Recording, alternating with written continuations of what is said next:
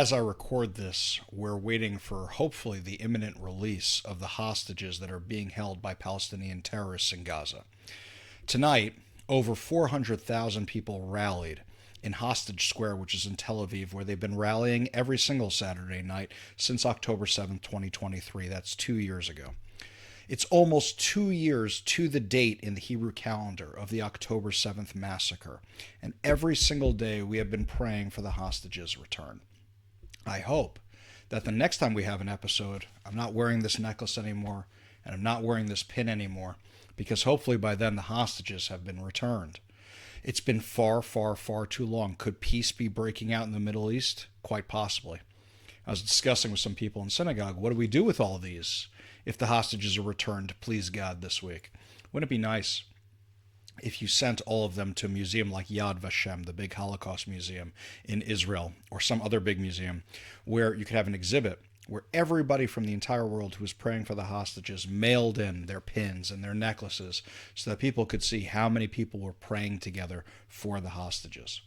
Earlier this week, I had a chance to interview Dave Rubin, host of the Rubin Report, about faith, about prayer, about digital Sabbath, about what's going on with the hostages, about the situation in Israel, plus about what we see happening across the United States with the spread of people who support the Palestinian terrorists like Zoran Mamdani.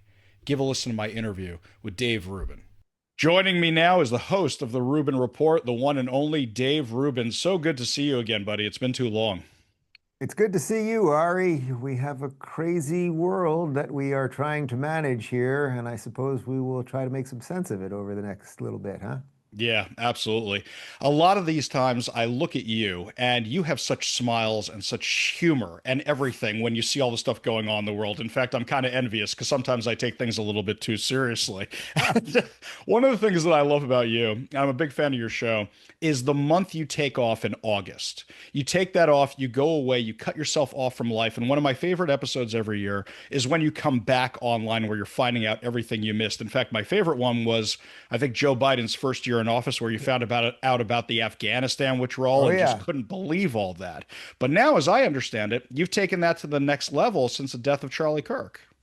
Yeah, well, first off, as for the smile on my face thing, I mean, look, I don't know how you could do what we do for a living. If you're trying to communicate the news to people, and if you can't figure out how to pilfer a little humor out of it or just something positive, I just don't know how you could wake up and do this every day. I mean, there's a lot of people, Ari, that do what we do for a living that are miserable or have really gone off the deep end or lose their minds or become narcissists and crazed, angry lunatics, all of these things. And I always try every day. My guys know if we finish up that hour daily show that we do, and I feel it was funny, even if we were talking about some serious stuff, which obviously we're doing every day, that's when I know we did a good show. Today, as we're recording this, we did a lot about the fate of Western civilization, and I just interviewed this guy, Andrew Gold, who over in the UK, and he's seriously worried that his days in that country are numbered, and the country itself has a numbered amount of days left to it. That's serious stuff. But you have to figure out, I think, a way to just get those brief moments. Otherwise, we both know there's so many people that do this that go nuts. So anyway, that's partly why I started doing this Off the Grid August thing. This was my 9th year of doing it. So my 9th August, basically no phone, no TV, no news, no social media, none of the stuff, no email.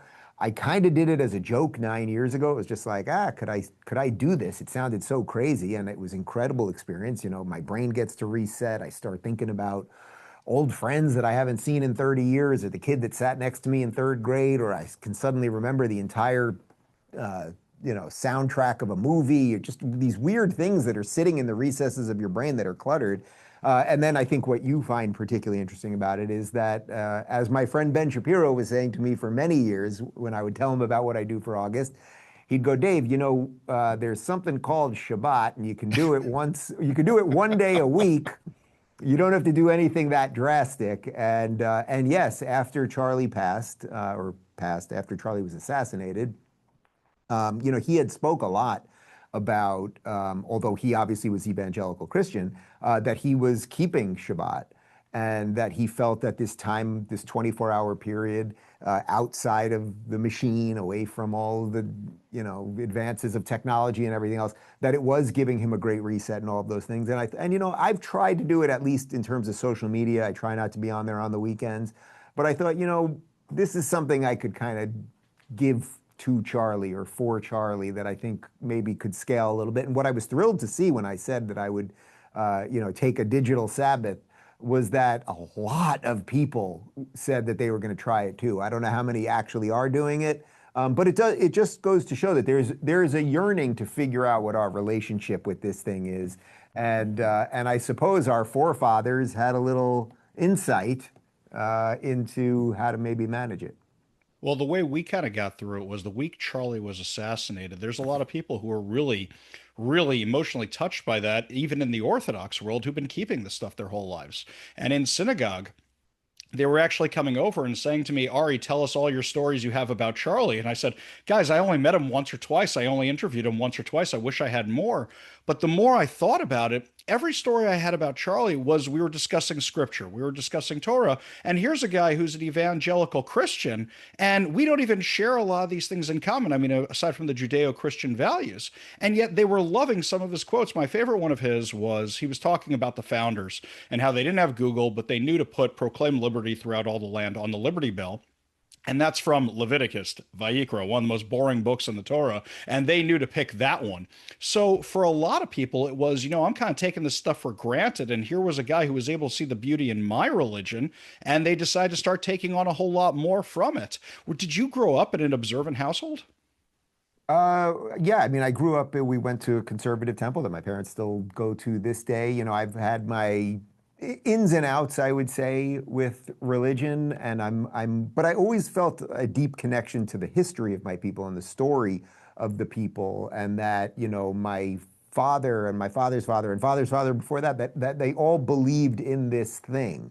And I always was aware that there has to be something important about that, whether I was, acutely celebrating every holiday exactly as it would be prescribed to do or that sort of thing. But yeah, we celebrated all the holidays growing up. My parents still are in the house that I grew up in since I was born in 76. We moved into the house in 79 and still doing all the holidays there. And although this year we were here in Florida, I was in temple on Yom Kippur, and I fasted, which you don't want to see me at 6 o'clock after not having a cup of coffee in the morning. It ain't pretty.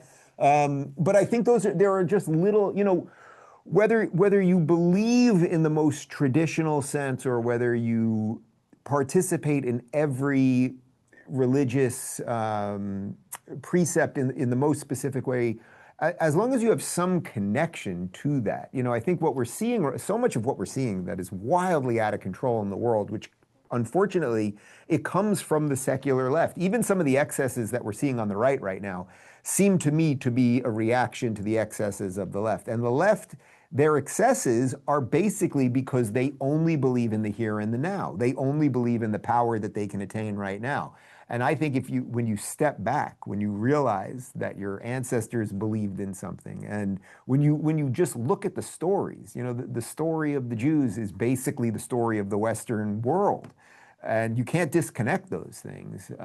So it's been I'd say it's been a little bit of a revival here, but it's been nice. And look, I was at Charlie's memorial, where obviously it was mostly a Christian revival, of course. That was his faith, and Charlie did something really beautiful, which was that he was able to talk about his faith and have his private beliefs, talk about how they framed his political beliefs, but then would always also say that he didn't want America to become a religious theocracy. That's a very lofty goal. It's something that our founders wanted too, and I think it's something that we're going to have to really be fighting for in the years ahead. I completely agree. I'm looking right now. We're recording this on the eve of October 7th, 2 year anniversary. And I'm looking now at the peace deal that's on the table. I have my skepticism about it. I have my hope about it. And I don't think I ever told you this before. My son actually just signed up for the IDF. He just went in last Wow. month. So Wow. nobody wants this war over more than me, but not at the expense of Israel's security. And he would tell you the exact same thing. And my other son now wants to go in also. But for me, I'm looking at this. I've been to Israel 4 or 5 times since October 7th. I know you've been there a whole bunch of times. What are your feelings about what you're seeing right now? I mean, basically, my feelings are this. This is the best chance to end this current version of the conflict, not the entire conflict. It is not going to end. The idea that this is somehow a peace, I think, is a little silly, but I understand why they have to frame it in that sense. But if what we're looking at right now, on, as you said, the 2-year anniversary of October 7th, if we are looking right now at, you're going to get the remaining living hostages out, which sounds like there's about 20 of them, and they're going to come back and be in unbelievably horrible shape. It's going to shock the world, obviously. Not that the world responds particularly well when Israel's related, and you get the remains of the other people back. But assuming all the hostages are out, it ends this version of the war, meaning Israel's enemies kind of realize you're not going to win militarily. If anyone that was celebrating on October 7th thinks that Gaza is better off now, like you'd have to be completely brain dead to think that. Now, I don't know whether it's this technocratic system that's going to take over. They're going to send Tony Blair there, or they're going to have some warring factions in charge, or maybe the Gulf states will pump some money in. I don't know exactly what's going to go on there. But I do know that Israel is going to be much better about the border there. I think it's going to be very clear. If you idiots shoot one rocket in, you're going to be paid back 100 times. I think the days of building tunnels underneath and all of those things, there's going to be a buffer zone. So the disengagement, the actual disengagement that Israel tried in 2005 is going to finally go into effect this time. Gaza will be neutered in that sense. Now, the Gazans will have to deal with, and the international community can try to figure out what they want that future to be over there. But in terms of Israel's security, Gaza's pretty much going to be wrapped up. And again, pray they get the hostages back. That's one part.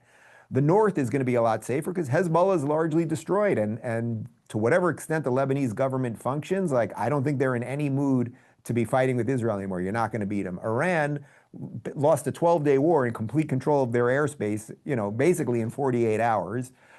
You've got cold but functional peace with Jordan and Egypt. There might be some other expansion of the Abraham Accords going forward. All of that to say, most of the external threats, rockets coming in, there can always be offshoot terrorism and all that stuff. But the existential, wow, we're fighting a 7-front war. The Houthis are shooting rockets in while we're getting hit by Hezbollah this way, and rockets are coming out of Gaza.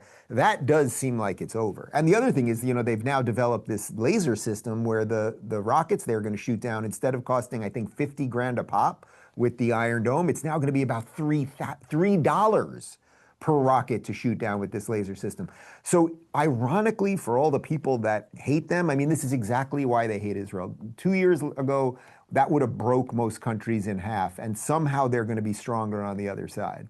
Yeah, it's amazing to me how poll after poll after poll shows Israel's one of the happiest countries in the world, even with everything going on. And now we finally have a Jewish space laser. So that was something funny that came out of all this. In the Yes. last few minutes we have with Dave Yeah. Rubin from the Rubin Report. You mentioned the UK when we were first starting out. I'm from New York originally. I lived in New York during 9/11, and it's absolutely blowing my mind that they're about to elect a guy like Mamdani Yeah. 25 years after 9/11. It's like we haven't learned anything whatsoever. And what I'm concerned about, the Mamdani effect, I define a little differently as everybody else does in the country. What I see it as, we've had this in Seattle for a long time, socialist after socialist after socialist. They see it's a winning message, so they keep running on that. What I'm worried about is the Democrat Party, which you and I both left, is that what's going to happen is they're all going to say, well, we're going to take his model and run on it, whether we believe it or Yes. not. That's why you see Schumer and everybody else jumping on the AOC bandwagon. And now you don't have the Democrat and Republican Party. You have the common sense people, and you've got the far left socialist psychos. That's how I see it. What do you think? Yeah. Well, I think that's exactly right. I mean, interestingly, I'm from New York, originally born in Brooklyn, grew up in Long Island, lived in Manhattan most of my life. I was in New York City during 9/11. My dad saw the second plane hit the tower from his office. It can do all those stories. I was in New York at the Cantor Fitzgerald Memorial Hmm. on 9/11, on the 24th anniversary, just a few weeks ago. The day got sort of shadowed by the Charlie event, which happened the day before, which was Yep. quite a juxtaposition that the 9/11 memorial, which was the reason I was in New York City, felt small, which really tells you the enormity of the Charlie assassination. I completely agree with you, and I've been saying something like that on my show. What I'm worried about as it pertains to Mamdani, well, there's two things. There's an immediate worry because all of the bad forces will be emboldened immediately. I mean, he is a wolf in sheep's clothing in the worst way. It would be one thing if he was just ushering in communism and government takeover of the groceries. It's that he's also masquerading the Islamism part of it that's going to be really, really bad. And, second only to Tel Aviv is New York and Jewish population, but it's going to be bad for everybody. However, to your point, yes, what I'm really worried about is that they can fake it for a year. You can fake all of these things. You can fake the numbers and the budgets and everything. You can make a state-run grocery store, city-run grocery store. You can make them work for a year. The Democrats also, they turn on and off the violence, right? They can get the Hamas protesters out in the street when they want, and then they shut them off when they want, which, by the way, is why we basically haven't had any since Charlie was killed, because they knew the country wouldn't have an appetite for them.